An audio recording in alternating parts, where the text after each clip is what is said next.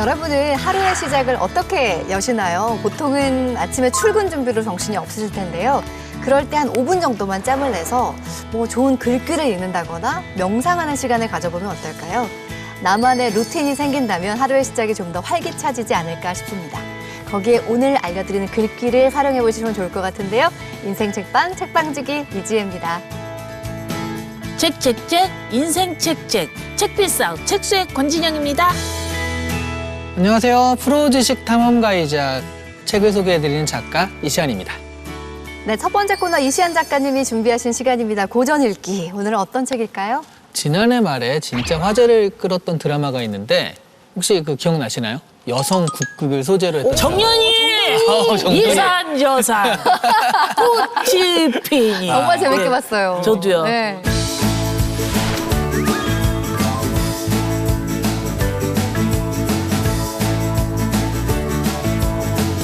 거기서 국극 배우들이 정연이가 주인공으로 등장하는 그 국극이 있잖아요. 네네. 그거 혹시 제목 기억나시는지? 그 아사달 뭐 아사달. 그런 거. 맞아요. 정확한 그 제목은 쌍탑전설. 아사달이 아니고 쌍탑전설이었구나. 그 국극의 제목은 쌍탑전설이었고 다보탑, 석가탑이 쌍탑이거든요. 네네네. 석가탑과 다보탑을 만드는 그 과정을 석수장이 아사달 그리고 아사녀의 이야기를 해가지고 거기서 국극을 만들었던 거죠. 오. 아사달, 아사녀 이야기가 무영탑 전설이라고 하는데 네. 전설이다 보니까 삼국유사나 이런 데쯤에서 나와 있을 그런 얘기 같잖아요. 네. 아니에요. 아니에요? 이거는 그냥 없어? 허구입니다. 오. 그리고 우리 첫 번째 포인트로 이게 왜 허구인지 알아보도록 할게요.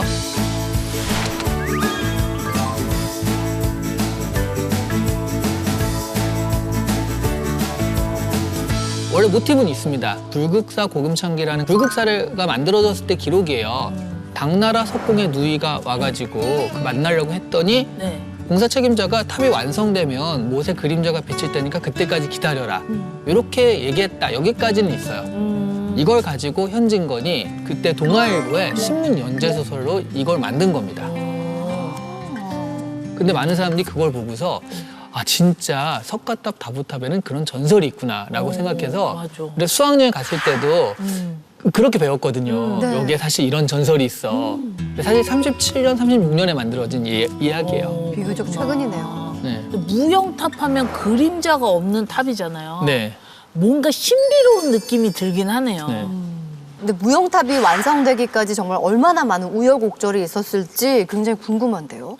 일단 그 우여곡절을 소설로 그리고 있는 거니까 소설의 줄거리를 한번 소개해 드릴게요. 네.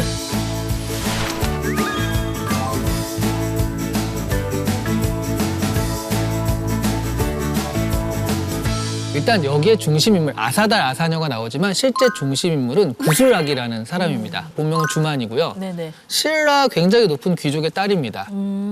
불국사에 갔다가 탑돌이를 하다가 네. 석공을 만나면서 얼굴을 보고 사랑에 빠져요. 오, 잘생겼나 보다. 네, 정말 얼굴만 보고 사랑에 빠집니다.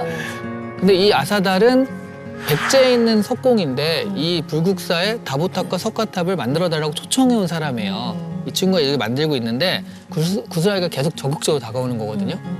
같이 도망가자 뭐 이런 얘기를 하면서 그때서야 결혼한 아사녀가 있다. 그때서야 어머. 썸은 다 타놓고. 아이고야, 네. 어떡해요. 근데 사실 구슬라기도 이걸 알고 있었어요. 그래서 그냥 네 옆에만 있겠다. 나를 제자로 삼아달라 이러면서 백제로 도망가자고.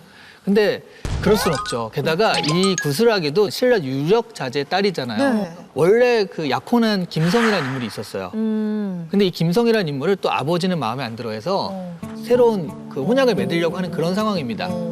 이게 그러니까 사각관계예요. 사각관계예요? 이야, 너무 요즘에도 꼬였다. 없는 네. 사각관계. 그래서 여기가 사각관계로 이렇게 복잡할 때 또 하나의 사건이 일어나죠. 아사녀가 백제에서 찾아오는 거예요. 오. 불국사에 들어가려고 하니까 문지기가 네. 들어갈 수 없다 하고 막죠. 그 그림자 연못에 이게 다 완성되면은 그 그림자가 비칠 테니까 그때 찾아와라 라고 뻥을 칩니다. 왜냐하면 그림자 연못이 한 10리 떨어져 있거든요. 아사녀는 굉장히 고민하다가 결국 그 그림자 연못에 빠져 죽어요. 어머. 아, 근데 그 연못에 빠져 죽은 그 근방에 해가지고 석가탑이 완성이 됩니다. 그리고 나중에 이제 알게 됐죠, 아사달이. 그래서 완전 미쳐 돌아가가지고 갑자기 그림자 연못에 그 돌이 있었거든요. 그거를 막 조각을 해요. 그때 그 구슬하기가 네. 이 얼굴을 나의 얼굴로 해달라.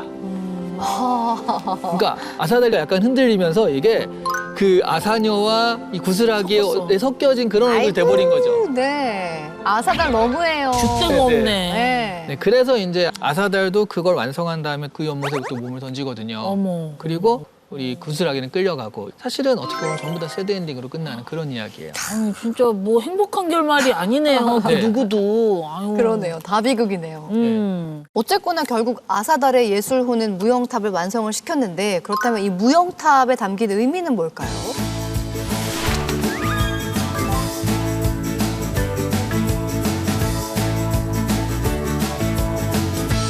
결국 예술을 위해서 이 모든 걸 다 포기한 거거든요. 여러 기회가 있었지만 마지막까지 석가탑을 완성시킨다. 그러니까 어떤 예술적 결과물 이런 것들을 굳이 우리가 36년, 37년의 그 상황으로 대입해 보자면 우리 민족의 어떤 염원 이렇게 볼 수도 있을 거예요. 사실 이때는 탐미주의, 예술지상주의 이런 게 또 활발하게 얘기가 되던 때거든요. 미를 위해서 모든 걸 희생시킬 수 있다. 그 미만이 최고 절대 경지다. 이런 것들인데 사실은 이 무영탑에도 그런 경향이 살짝 들어가 있는 거죠. 그래서 탐미주의의 경향 그리고 좀 좋은 의미로 보자면 그것이 우리 민족이 바라는 어떤 것들 그걸 위해서 많은 것들이 희생되는 그런 양상들을 여기서 그리고 있다. 이렇게 보실 수도 있을 것 같아요. 그래도 두 여자를 올린 아사달 안 봐요. 구슬하기 좋다 했어요. 아사녀 좋다 했어요. 뭡니까 이게. 그리고 이 예술의 길은 정말 멀고도 험한 길이라는 걸 다시 한번 느끼게 되네요. 네, 아사달의 예술적인 성취, 이상과 현실의 갈등을 다룬 이야기였는데요. 오늘 고전 읽기에서는 석가탑에 얽힌 이야기 무영탑 만나봤습니다.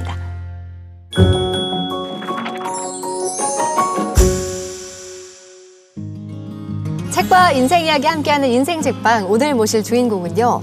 글로벌 IT 기업에서 제품 책임자로 활약하시다가 정치인으로 파격 변신한 분이십니다.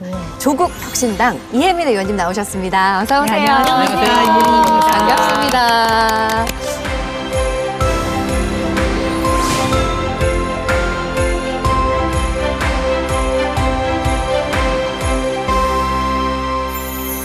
너무 죄송하게 저는 예전에 몰랐거든요. 과학계에서 워낙 IT 전문가로 굉장히 유명하셨던 와. 분이다라고 얘기를 들었습니다. 근데 정치로는 신인이시잖아요. 그렇죠. 신인이죠. 네. 어떠세요? 1년 동안 이게 정치계에 계셨는데 좀 적성에 네. 잘 맞으시던가요?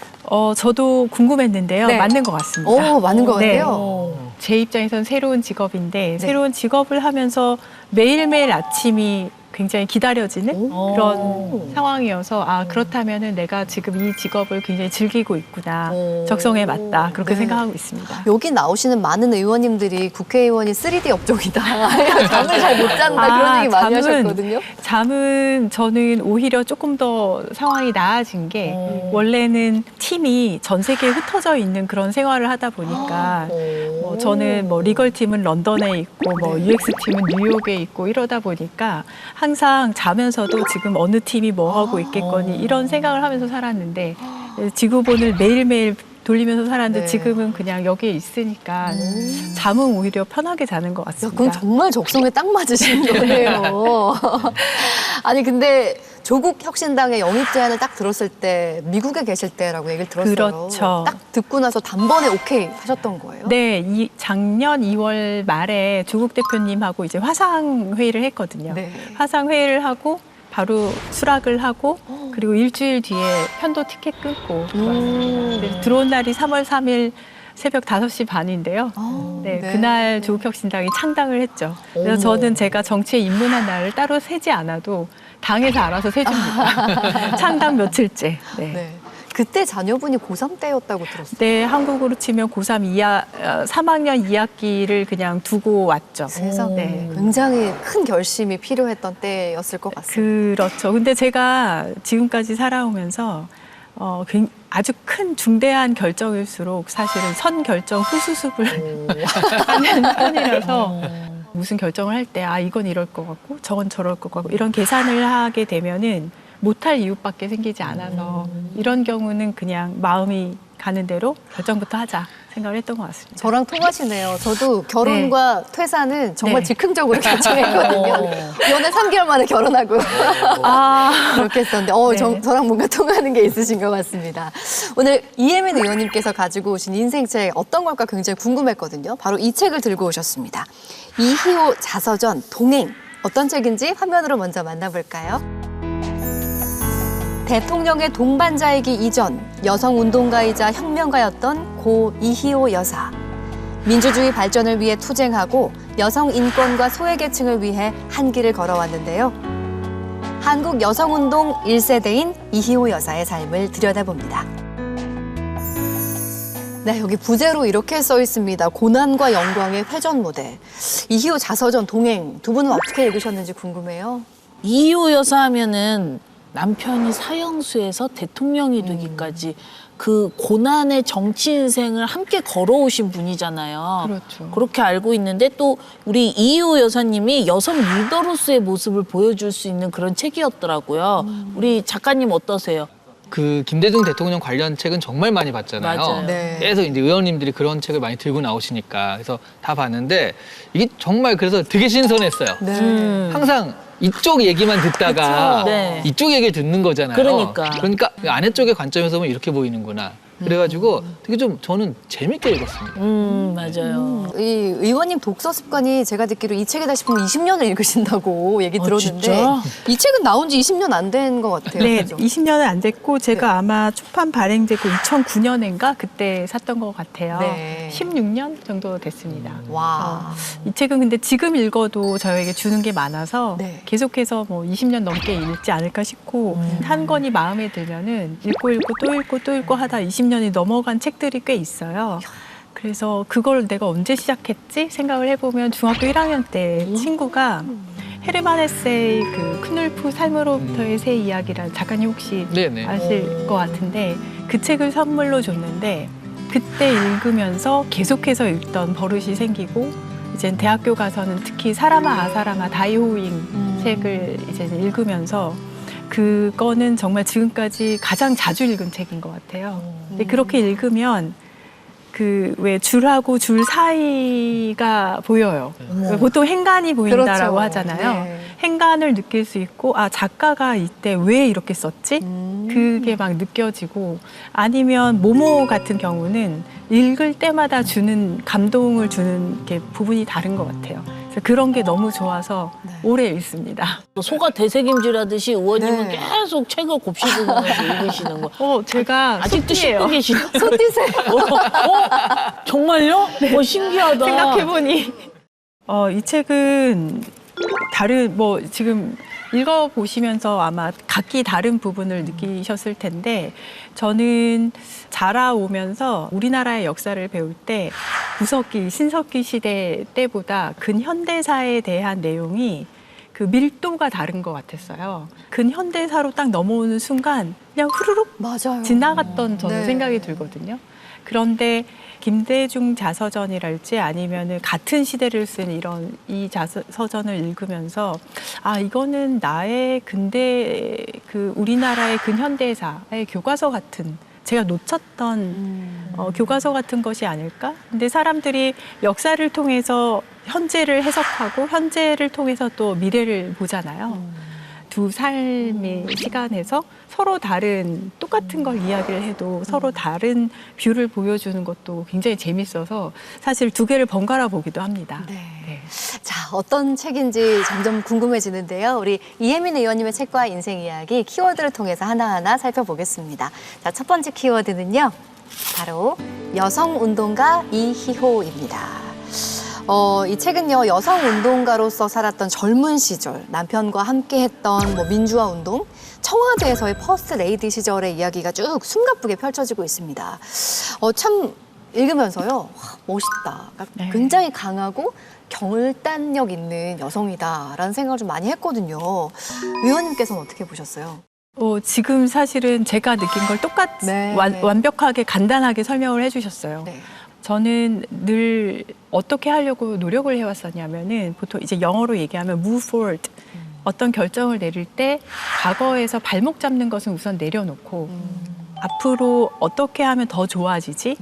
어떻게 하면 그 다음을 생각할 수 있지 하는 move forward 하는 걸 연습을 하려고 되게 노력을 하는데 이호 여사 같은 경우는 어떤 갈림길에서 선택을 할 때 굉장히 과감하시고 결단력 네. 있고 그 선택하는 방향성이 앞으로 나아가는 쪽이에요. 유학을 선택을 할 때도 그랬고 다녀오셔서 이제는 학교 교수 자리냐 YWCA냐 이것을 선택할 때도 그렇고 항상 앞을 보고 그리고 굉장히 빠르고 결단력 있게 했었던 것 같아서 네. 방금 말씀하신 그런 느낌을 주지 않았나 싶습니다. 이렇게 뵙기에는 되게 가녀리시잖아요. 그렇죠. 그런데 어쩜 이렇게 강단이 있으실까라는 생각을 했는데 이 자서전 내용 중에서 가장 기억에 남는 부분이 있다면 어떤 걸까요? 제가 조금 많이 표시를 해왔는데 정말 곱씹으면서 읽으시는 되새김질 하시면서 체크도 되새김질. 이렇게 다 네. 해놓으시고. 네. 그 옥중에 있는 남편에게 책 골라서 넣어주는데 이호 여사께서 그의 요구가 아니라 내가 고르고 차입하여 두고두고 보람을 준 책은 엘빈 토플러의 제3의 물결이다. 나중에 국민의 정부에서 IT 강국으로 키우는 안내서가 되었다. 라고 이제 하셨는데 저는 김대중 정권이 IMF라는 그걸 넘어서는 그 상황에서도 전국의 초고속 인터넷망을 까는 과감한 투자거든요, 사실. 그런 것을 했기에 지금 우리가 보고 있는 우리나라에 되게 훌륭한 IT 기업들이 나왔다라고 저는 생각을 하거든요. 근데 그거의 시초가 이 순간이었지 않을까? 이 여사가 가지고 있었던 걸어오면서 그 쌓인 인사이트 해안들이 모인 결과물이고 우리나라가 인터넷 강국으로 향하는 디딤돌이 되는 첫 시초 돌이 아니었을까? 그 생각을 해서 그 부분을 뽑았습니다. 네. 이호 여사의 책을 인생책으로 가져오실 만큼이라면 굉장히 이 안에서 좀 존경하는 부분, 배우고 싶은 가치들이 있으실 것 같아요. 제가 평소에 생각하는 어떤 가치가 있는데 스마트 앤 험블이라고 해서 굉장히 명석하면서도 혹은 지적이면서도 겸손함을 계속해서 지켜내가는 모습이거든요. 네. 이호 여사는 아마 이 책 동행 읽으시면서 계속 느끼셨겠지만 정말 명석하고 지적으로 올라가려고 굉장히 본인 스스로도 늘 노력을 하면서도 어려운 사람들을 대할수록 더 겸손해지시는 그런 모습을 보여주셨기 때문에 제가 생각하고 있었던 어떤 사람에 대한 모습이랑 가장 가까운 모습을 보여주신 게 아닌가 생각합니다. 첫 번째 키워드가 여성운동가 이희호인데 이렇게 여성의 권익 현상에 굉장히 많은 관심을 가지셨던 분이 이희호 여사기도 하십니다. 근데 여성 정치인, 여성 리더로서도 이 부분 굉장히 관심 많으실 것 같아요. 지금 우리가 이렇게 하고 있는 것 중에 하나도 이분께서 닦아놓으신 네, 그렇죠. 길이 있어서라고 저는 생각을 하고 여성 권익, 여성 운동가 이런 이야기를 했을 때 지금은 사실 한국 사회가 약간 그 갈라치기? 뭐 이런 식으로 받아들이는 부분도 있다고 생각을 해요. 하지만 그냥 순수하게 이 영역만 봤을 때는 각자의 영역에서 여성의 권익을 위한 활동들을 하고 계신다고 생각을 합니다. 저는 개발자 쪽에서 계속 일을 했었기 때문에 여성 개발자는 한국뿐만 아니라 전 세계적으로 소수자예요. 그렇죠. 어느 자리에 가도 여성이 저 하나, 이거 다 남성인 자리가 굉장히 익숙한 사람인데 우선 숫자를 늘리는 노력.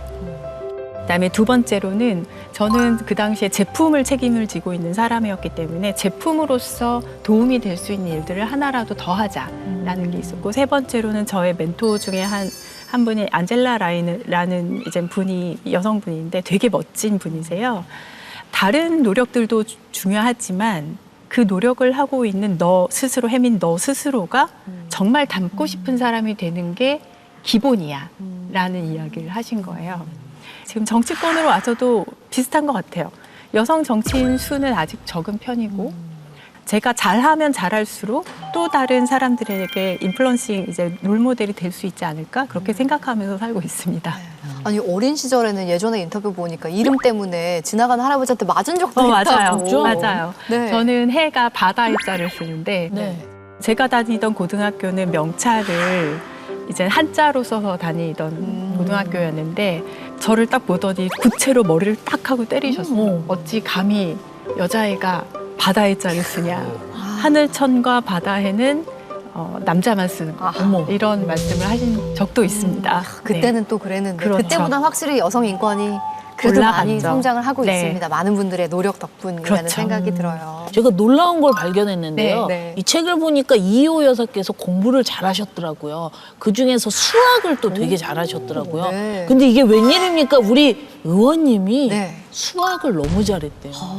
진짜예요, 의원님? 잘했다기보다 좋아했. 아, 수학을 네, 좋아하셨어요? 저는 중학교 2학년 때인가 중학교 3학년 때인가 피타고라스의 정리 그런 게 재밌어요? 를 아이고, 내가 너무 너무 갑자기 진심으로 벽이 얘기해. 느껴지네요. 진짜 그거를 딱 듣고서는 그때부터 좋아했어요. 피타고라스의 정리. 정리. 직각삼각형에서 빗변의 길이의 제곱이 네, 네, 네. 양쪽 각각의 제곱의 합과 같다. 네. 그거를 증명을 하는 걸 이렇게 보고 있다가 와. 그때부터 너무 좋아해서 이제 쭉 좋아하다가 학력고사를 보고 나서 그 다음날 아침이 됐는데 할 게 없는 거예요. 뭘 하지 하다가 이제는 당시 전 이과생이었으니까 이과생은 당시에 정석의 실력의 2-2를 풀거든요. 네. 정석을. 근데 그 안에서도 연습 문제에 실력 문제가 있어요. 제일 꼬고 꼰 문제. 근데 그걸 계속 풀었던 기억이 나요. 학력고사 취미로. 끝나면 놀아야죠. 그렇죠. 취미로 왜 수학 문제를 푸셨어요? 그걸 풀었대, 제 취미로. 야, 제가 시작할 때 저랑 많은 게 통한다고 느꼈는데 갑자기 벽이 이렇게 확 느껴집니다. 저는 청문회에서 뵀을 때는 네네. 무서운 분 같다라고 느꼈는데 굉장히 어떻게 보면은 까랑까랑하면서도 마음이 되게 뭔가 여린 면도 있으신 것 같고. 실제로 우리 보좌진들의 가족분들이 걱정하는 전화를 하셨대요. 왜요? 의원이 너무 무섭거나 깐깐하거나 이러지 않냐. 근데 깐깐한 거는 일할 때는 깐깐해도 된다고 생각하는데 사람의 어떤 태도나 아니면 내용에 따라서 제가 되게 많이 거기에 따라서 반응을 하는 것 같고 네. 저 같은 경우는 굉장히 약한 분들한테는 되게 한없이 약하고요. 이쪽 너무 강한 분들한테 오히려 강한 것 같습니다. 네, 이야기를 듣다 보니까 점점 이렇게 인생 이야기가 궁금해지는데요. 두 번째 키워드 살펴보겠습니다. 자, 두 번째 키워드는 바로 구글 워리어입니다. 구글 재직 당시에 말 네. 그대로 구글 워리어 별명이셨다고 들었어요. 전투사라는 얘기잖아요. 네. 저는 이제는 제품 책임자다 보니까 구글 안에서는 프로덕트 매니저, 제품 책임자라는 게 이노베이션이 계속 일어날 수 있게 미니 CEO처럼 그러니까 그 팀을 대변을 해야 되는 상황이고 해서 어쩔 때는 다른 팀과 협업도 하지만 어떨 때는 다른 팀과 같이 싸우기도 하고 결론을 내가야 되는 제일 앞에 서서 목소리를 내야 되기 때문에 네. 어느 날 이제 구글은 이제 다면 평가를 하는데 그 다면 평가를 다 본 제 매니저가 이제는 매니저 노트를 써주는데 첫 번째 문장이 저 문장을 쓴 거예요. 우리 팀을 위한 워리어다. 그걸 보고서 잠깐 웃었던 기억이 나요. 아, 사람들이 나를 이렇게 보는구나. 근데 제품 책임자로 일을 하면 그 보람을 느끼는 게 힘들 때가 더 많지만 보람을 느낄 때는 실제로 사용자가 그 제품을 쓰면서 정말 베니핏을 얻어가고 혜택을 얻어갈 때 가장 큰 보람을 느끼거든요. 안드로이드하고 구글 플레이를 한국에 들여온다거나 아니면 한국어 음성 검색을 이제는 론치를 했었는데 아직도 왜 택시 타면 네. 기사님들이 목적지 안 찍고 어디 간다고요? 하고 말로 운영을 하시잖아요. 그걸 보면 너무 뿌듯한 거예요. 그걸 제일 처음 한국에 그런 기능을 들여왔었던 입장에서는 야. 네. 너무 그 사용하는 걸 보면서 큰 기쁨을 얻죠. 의원님 궁금한 게 네. 구글 면접이 진짜 까다롭고 어렵기로 되게 유명하거든요. 네. 어떻게 구글에 들어가게 되신 건지 그 부분이 너무 궁금해요. 구글 면접 저는 11번을 봤습니다. 11번, 한 번 볼 때마다 1대1로 네. 1시간씩 하는데 그러면은 소위 말하는 미천이 다 드러나거든요. 그렇죠. 네네네. 예전에 유학을 갔다가 한국으로 돌아오게 됐는데 돌아올 때 저의 상황은 아이들이 굉장히 어린 두 아이가 어린 상황이었고 근데 아이 키우고 집안일을 처음으로 해봤는데 그게 너무 적성에 맞는 것 같아서 나는 재취업을 안 하겠다라고 했더니 남편이 미국에선 그렇진 않지만 한국에서는 그냥 집에 있다가 취업을 하게 되면 너무 어렵고 거꾸로는 쉬우니까 그만두고 싶으면은 먼저 잡을 가진 다음에 그 다음에 생각을 하라는 거죠. 그래서 이제 남편이 막 제 이력서를 뿌렸어요. 제가 안 하겠다고 하니까. 그만큼 아내가 그런 역할을 감당하기에 충분하다는 신뢰가 있었기 때문이라는 생각이 오늘 우리 이 책과 연관이 된 게 문득 떠올랐는데 저는 출장을 이제 전 세계로 굉장히 많이 다녔어요. 그러면 제가 출장을 가면 아이들한테 엄마가 여기 뭐 예를 들어 지구본을 놓고 엄마 여기 갔는데 엄마가 정말 중요한 일을 하러 갔어. 이런 식으로 아이들한테 얘기를 해줬기 때문에 아이들이 엄마가 이제 집을 맨날 비우고 출장 다니고 일하러 다니는 거에 대해서 자부심이 느껴지지 그걸로 인해서 피해를 봤다라고 생각을 안 하는 거예요. 그래서 여권 신장이나 이런 거 얘기를 할 때 아, 남편의 역할 또한 동등하게 중요하다 그런 생각을 좀 많이 했습니다. 그런데 의원님은 또 구구 출신이다 보니까 아마 자녀를 둔 부모들한테 질문을 굉장히 많이 받을 것 같아요. 네. 어떻게 우리 아이를 구글에 넣을 수 있을까요? 그렇죠, 뭐 이런 거 그렇죠. 있잖아요. 맞아. 그러면 저는 답변은 사실 굉장히 지금까지 일관돼 있는데 아이가 좋아하는 일을 잘 하게끔 해주세요. 가 있고 그리고 책을 많이 우리 지금 책 네. 이야기하는데 책을 많이 읽을수록 좋습니다라고 말씀을 드려요. 아이들은 다 똑같지가 않거든요. 100명이 있으면 100명의 아이들이 다 소중하고 다 각각의 재능이 있거든요. 그거를 100가지가 그대로 발현이 되게끔 키워주는 쪽으로 가는 게 저는 맞다고 생각하고 좋은 회사, 소위 말하는 좋은 회사는 그런 다양성을 품을 수 있는 회사들이에요. 그래서 다 똑같은 사람을 원하진 않거든요. 그래서 좋아하는 것을 잘할 수 있도록 도와주시고 책을 많이 읽게 해주세요. 이렇게 얘기합니다. 아까 그 조국혁신당에서 영입 제안이 왔을 때 바로 오케이를 하셨다고 했잖아요. 근데 IT 기업에서 막 승승장구하다가 갑자기 정치하겠다 하면 본인은 오케이를 했지만 가족들 마음은 좀 달랐을 수도 맞아요. 있겠다는 생각이 좀 들어요. 걱정을 딸이 제일 많이 했는데 딸이 걱정한 부분은 엄마는 뭘 해도 가서도 되게 잘할 것 같은데 힘들까 봐 걱정이야 라고 했었고 그리고 남편 같은 경우는 소위 말하는 민주화 운동 세대를 학생운동 세대를 겪어왔었던 학번이고 네. 그랬기 때문에 본인이 사회에 진 어떤 부채의식들이 있더라고요. 그래서 저를 가장 먼저 지지를 해주면서 본인 같으면 하겠다, 하자라고 얘기를 했었던 사람이 남편이고 사실 가족들의 그런 동의, 그다음에 지지가 없으면 시작을 못하죠. 네. 참 든든하실 것 같습니다. 네. 근데 진영 씨, 이혜민 의원님 일하는 게 취미시래요. 어떻게 해요? 진영 씨 좀 잠깐 쉬게 해드릴까요? 아, 그러니까 너무 의원님 지금 워리어처럼 일하시잖아요. 계속 잠깐 쉬어가는 코너 준비했습니다. 네. 바로 결정 OX 시간인데요. 첫 번째 질문 드리겠습니다. 일이 취미인 나 보좌관들이 힘들어하는 것 같다? 하나, 둘, 셋. 보좌관 표정 봐요. 뭐라고요? 그러니까 치아가 20개 보였어요. 제가 크리스마스가 다가오면서 의원실에 크리스마스 트리를 놨어요. 네. 근데 거기에 이제 보통 오너먼트라고 해서 이렇게 달잖아요. 네, 보좌진들이 집에 가고 싶어요. 뒤를 돌아보면 새벽 3시예요. 와, 진짜? 굉장히 많이 반성을 하고, 네, 반성을 하고 고치려고 굉장히 많이 노력을 하고 있습니다. 가지 말라고는 안 하셨을 텐데. 그렇죠. 절대 네. 안 하죠. 네. 의원님이 안 가시니까. 아주 늦게 가지는 않았어요. 변명을 하자면. 하지만 이제 온라인으로 계속해서 이제 문서에다가 제가 커멘트를 계속 달면은 자꾸 새벽 3시까지 달리는 거예요. 진짜 워리어가 많네요. 아니에요. 이거는 제가 반성하고 고쳐가고 있는 부분이기 때문에. 정말 대단하십니다. 다음 질문 드리겠습니다. 22대 국회에서 정치인 이혜민으로 확실한 존재감을 보여줄 수 있다? 하나, 둘, 셋. 네. 이미 뭐 보여주고 계신 것 같아요. 과학기술계 특히나 이제 ICT 그 전문성을 바탕으로 해서 두각을 나타낼 수 있는 게 분명히 있다라고 생각을 했었고 시간을 많이 쏟았던 AI 기본법 전 세계에서 2번째로 제정이 됐거든요.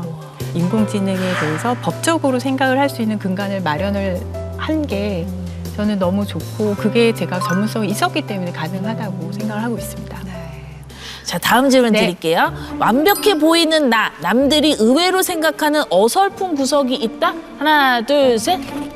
다행입니다. 있을까요? 너무 많아요. 저는 소위 말하는 음주 가무를 다 못해요. 다 못하고 네.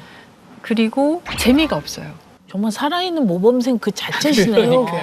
재미있고 싶어요. 정말 부러운 캐릭터입니다. 저도 음주 가무 다 못해요. 재미있으시잖아요. 저는 그냥 이목구비만 재밌을 뿐이에요. 아니 그 재미라는 게 네. 주변 사람들하고 같이 하하하 웃을 수 있는 그런 분위기를 주시고 네. 한다는 게 얼마나 이게 센스가 있어야 되는 건지를 맞아요. 제가 알거든요. 왜냐하면 제가 못하니까 노력을 해봤어요. 네. 안 돼요.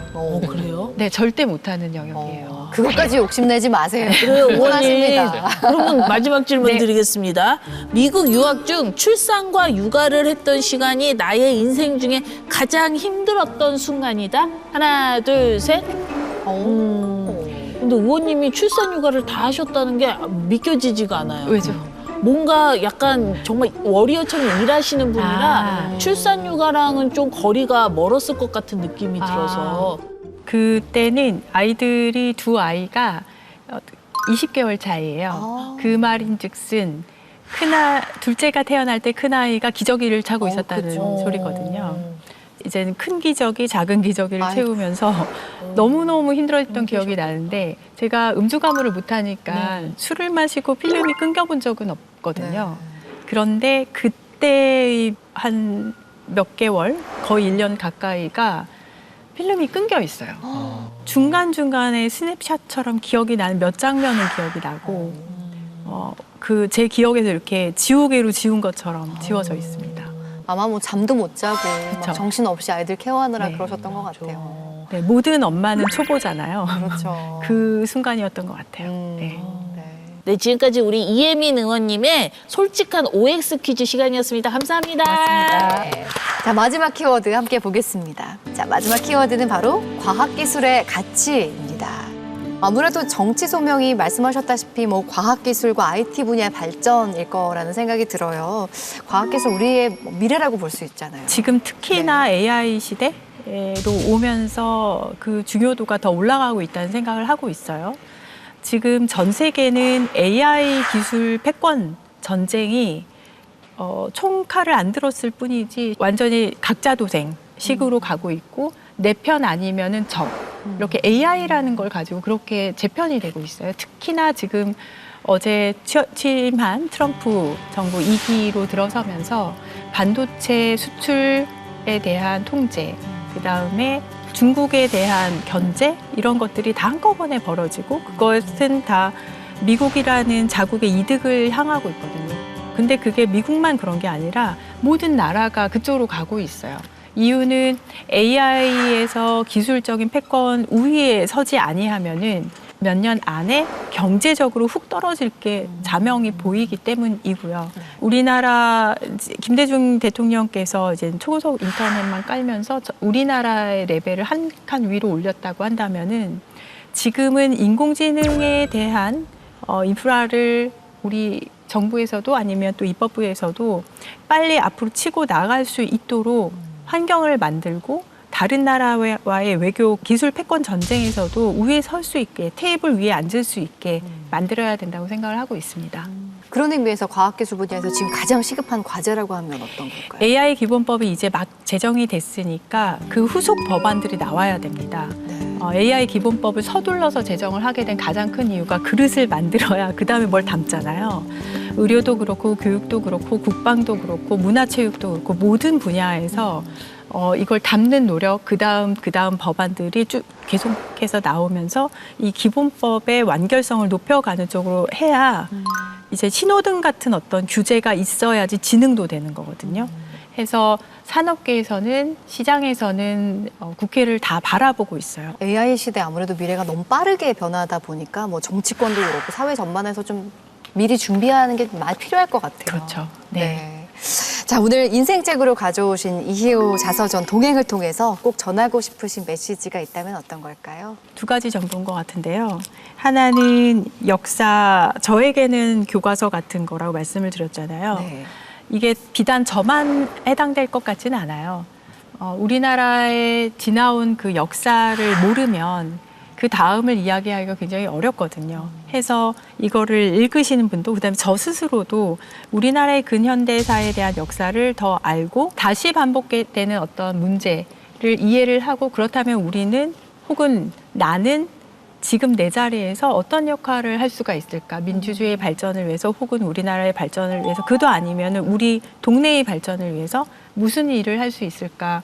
돌아볼 수 있는 계기를 아마 줄 수 있지 않을까라는 생각을 하고 뒤에 발목 잡히는 것보다는 앞을 보면서 살아가는 그런 자세 보면서 아, 내가 여기에서 지금 내 위치에서 어떤 길을 택할까 할 때 좀 도움이 되는 교훈이 다들 있지 않을까, 각자의 자리에서 있지 않을까라는 생각을 합니다. 그렇게 두 가지를 얻어 가셨으면 좋겠다. 저 스스로도 얻은 게 그 두 가지이기 때문에 그렇습니다. 인덱스 굉장히 많이 해오셨는데 여기서 꼭 이 구절은 같이 읽고 싶다는 부분 직접 읽어주셔도 좋을 것 같아요. 김대중 정권이 만들어질 때까지 얼마나 김대중이라는 정치인과 그다음에 박정희라는 정치인이 크게 대립하는 모습을 우리가 계속해서 역사에서 봐왔거든요. 두 사람은 라이벌, 쉽게 얘기해서. 그렇다면은 박정희 대통령이 서거를 했을 때 김대중이란 사람 좋아하지 않았겠어? 라고 그냥 편하게 생각할 수 있었겠지만 네. 여기 실제로 보면은 뭐라고 돼 있었냐면 183쪽에 우리 내외는 기쁘지 않으냐라는 질문을 많이 받았다. 그러나 결코 박 대통령의 불행한 죽음을 기뻐하지 않았다. 장기 독재의 종식은 환영할 일이었지만 암살이라는 폭력은 정당화될 수 없는 비열한 행동이었기 때문이다. 남편은 애석해했다. 이승만 대통령이 그랬듯이 박 대통령도 조만간 국민들 앞에 스스로 굴복할 수밖에 없었는데 궁정 모반이 일어났고 불의가 불의를 단죄할 수 없으며 그것은 정의가 아니었기 때문이다. 인데요. 이거는 지금도 우리가 좀 돌아볼 수 있는 부분인 것 같아요. 폭력이 정당화될 수 없다는 것과 잘못된 것은 제대로 된 법적인 절차를 밟으면서 고쳐져야 되는 것이지 폭력이 폭력으로 덮어질 수 없다는 것. 이걸 다시 저도 읽으면서 주는 메시지가 있지 않나 그런 생각을 해봅니다. 네. 우리 준혁 씨 오늘 의원님 만나본 소감 어떠셨어요? 의원님 그냥 보기에는 그냥 종이 인형 같으시잖아요. 근데 이제 토크를 할수록 아 정말 대단한 강철 인형이구나. 네. 종이 인형이 아니라 종이 인형 금방 찢어질 것 같은 좀 약하시 여리여리하셔 보이잖아요. 근데 아 강철 인형이구나 이런 생각 들면서 언제 한번 날 잡아서 피타고라스 한번 가르쳐 주십시오. 저 조금만 재미있게 좀 만들어주세요. 그러면 서로 네. 품앗이로 네네. 그러면 저 개그 가르쳐 드릴 테니까 네네. 피타고라스 너무 좋습니다. 한번 가르쳐 네. 주십시오. 네. 기대하겠습니다. 두 분 각자에게 별다른 상관없을 것 같은 생각이 좀 난 그래도 피타고라스 못 볼 것 같아. 아, 좋습니다. 우리 이시안 작가님 이 책 추천평 부탁드릴게요. 그 이호 여사가 여성 인권 운동가였다 뭐 이런 얘기 많이 듣긴 했잖아요. 네. 실제로 어떻게 했는지는 몰랐는데 이 책을 보면서 구체적으로 나왔고요. 그리고 그러면서 이 우리나라 여성 운동계 역사가 이 책을 통해서 어느 정도 많이 보여지는 것 같아요. 사료로서의 역할도 굉장히 잘하고 있는 책이 아닌가 하는 생각이 들었고요. 무엇보다 재밌어요. 빠르게 읽을 수 있고 스토리도 그 되게 드라마틱한 스토리잖아요. 네. 그러다 보니까 읽는 재미가 있어가지고 네. 되게 한 번쯤은 읽어볼 만한 책이다 이렇게 추천을 드릴 수 있겠습니다. 네, 제가 처음에 소개할 때 부제가 고난과 영광의 회전 무대라고 소개를 해드렸는데 여기에 이런 얘기 나오거든요. 나의 지난 삶은 고난의 연속이었으나 동시에 언제나 희망의 줄과 연결된 축복의 순간들이었다. 우리가 지금 모든 사람의 삶에서 고난이라는 순간이 있지만 이게 축복과 연결된 희망의 줄이라는 걸 잊지 않으면 좋겠다라는 희망의 메시지도 함께 기억하셨으면 좋겠습니다. 인생 책방 오늘 함께 하셨는데 어떠셨어요? 저는 아까 말씀드렸듯이 책을 되게 좋아하는 사람이고 이렇게 국회에서도 책을 보고 또 책에 대해서 또 심도 있게 이야기를 해보고 또 재밌다 말씀을 해주셨는데 그런 것들을 전달을 할 수 있는 이런 기회가 너무 소중하다는 생각이 우선 들었고요. 네. 해서 요 국회의 요 채널의 소중함을 어느 누구보다도 지금 제가 스스로 느끼고 있습니다. 지금 이 방송을 시청을 하고 계시는 시청자분들께서 요 코너를 계속해서 인생 책방 코너를 계속 봐주셨으면 좋겠어요. 네. 그게 지금 저에 대해서 어떤 이야기를 하는 것보다 더 저의 진심이 전달이 되는 것 같습니다. 네. 좋습니다. 언제나 문제를 만나면 문제를 정의하고 이 문제를 찾아내서 해결을 하고 새로운 서비스를 만들어 오셨던 분인데 구글 워리어에서 이제 우리 국민을 위한 워리어로 계속해서 멋지게 문제를 해결해 주실 거라고 믿습니다. 자, 지금까지 조국혁신당 이혜민 의원님과 함께했습니다. 고맙습니다. 감사합니다.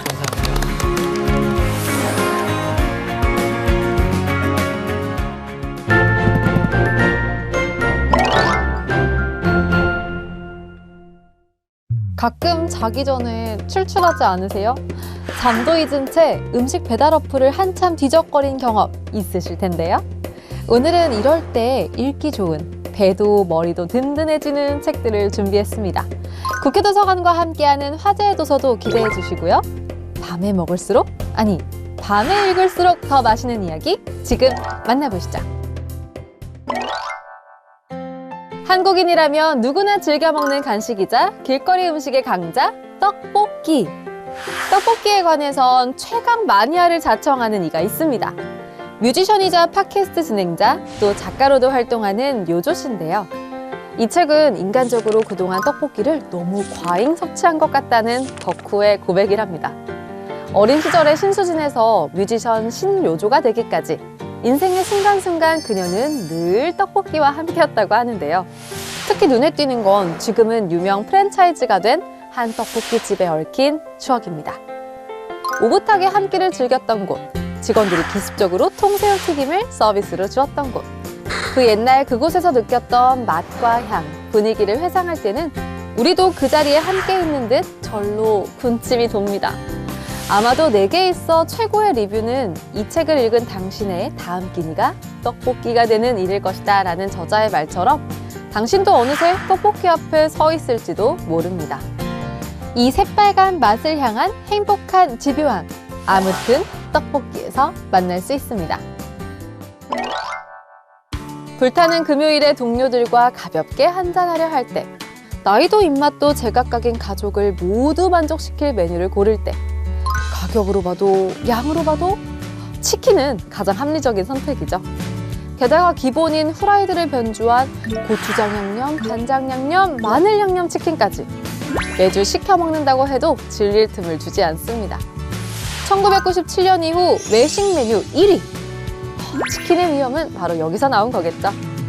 사회학자인 저자는 한국인의 소울푸드인 바로 이 치킨에 주목했습니다. 어째서 이렇게까지 치킨인가? 혹시 한국인의 DNA는 치킨이 새겨져 있는 걸까? 라는 의문에서 출발했다는 이 책. 그의 주장에 따르면 치킨의 흥망성쇠에는 분명한 사회적 이유가 있다고 합니다. IMF 당시엔 많은 실직자가 치킨집을 시작했고 2002년에는 월드컵 열기로 치킨집이 71%나 늘어 전국 치킨집 개수가 2만 5천 곳까지 됐답니다. 현재 한국 치킨집은 등록된 곳만 약 3만 곳. 노점과 트럭까지 더하면 구수는 훨씬 늘어나겠죠. 대한민국을 풍미했던 치킨집부터 MZ들의 마음을 사로잡은 치킨들까지 그 숨겨진 이야기들이 궁금하지 않으신가요? 치킨으로 보는 대한민국 산업의 어제와 오늘, 대한민국 치킨전에서 확인하실 수 있습니다. 현대인에게 커피는 빼놓을 수 없는 필수 음료죠. 지난 2021년 기사에 따르면 우리나라 커피 시장의 규모가 무려 10조 원을 돌파했다고 합니다. 그 해에만 커피 믹스 약 130억 잔, 원두커피 약 48억 잔, 각종 커피 음료가 약 40억 잔이 팔렸는데요. 1인당 연간 512잔, 하루 한두 잔은 마신 셈이 되네요. 한국인의 커피 사랑, 커피 문화는 어느 나라에도 뒤지지 않는다고 볼 수 있죠. 어느새 품종과 재배, 정제, 선별, 생산지 등을 꼼꼼히 따져 마시는 현명한 커피 애호가들이 많아졌는데요. 이들을 위한 커피 가이드북을 소개합니다. 글로벌 커피 네트워크 스프러치를 만든 저자 조던 마이켈먼과 제커리 칼슨이 전 세계의 카페와 커피 농장, 커피 축제를 다니며 얻은 이야기를 일러스트와 함께 쉽게 풀어냈는데요. 한마디로 커피에 대한 알쓸신잡. 커피에 대한 이해를 한층 높여줄 뿐 아니라 커피를 마시는 우리의 모습을 인문학적으로 성찰하게끔 유도한다는데요. 물보다 커피를 찾는 당신이라면 주목! 좀 더 재밌고 향긋하게 커피를 마시기 위한 필독서, 커피에 대한 우리의 자세를 즐겨보시죠. 국회도서관과 함께하는 화제의 책. 첫 번째로 소개할 책은 걸음마다 비우다입니다. 은퇴를 앞둔 저자가 서울에서 자신의 고향인 전남 고흥까지 15세간 떠난 도보 여행을 기록했습니다. 심리적, 정신적 한계를 이겨내며 마주한 자연과 풍경, 그 속에서 느낀 감흥과 사색들로 삶과 세상을 재발견하는 과정을 보여줍니다. 다음으로 소개할 책은 잊혀지지 않을 권리인데요. 지난 12년 동안 발생한 국내 아동학대 사건의 참상을 담았습니다. 이 책은 그동안 집안일로부터 치부되어 무시된 아동학대에 대해 사회의 인식과 법이 어떻게 바뀌었는지 기록했습니다. 마지막으로 소개할 책은 부의 제한선입니다. 상위 1%가 전체 부의 22.3%를 가진 한국. 날로 심각해지는 부의 쏠림이 사회에 해를 끼친다고 주장하는 이 책은 매년 최저임금을 정하는 것처럼 부에도 제한선을 설정해야 한다는 주장을 담고 있습니다. 야식이 몸에 좋지는 않다지만 어쩌다 한 번쯤은 유혹에 넘어가는 것도 나쁘지 않겠죠? 허기도 달래고 스트레스도 풀고요. 오늘 만나본 책들처럼 여러분만의 최애 메뉴로 야식을 즐겨보면 어떨까요? 저는 다음 시간에 새로운 책들을 모아 다시 찾아뵙겠습니다. 감사합니다.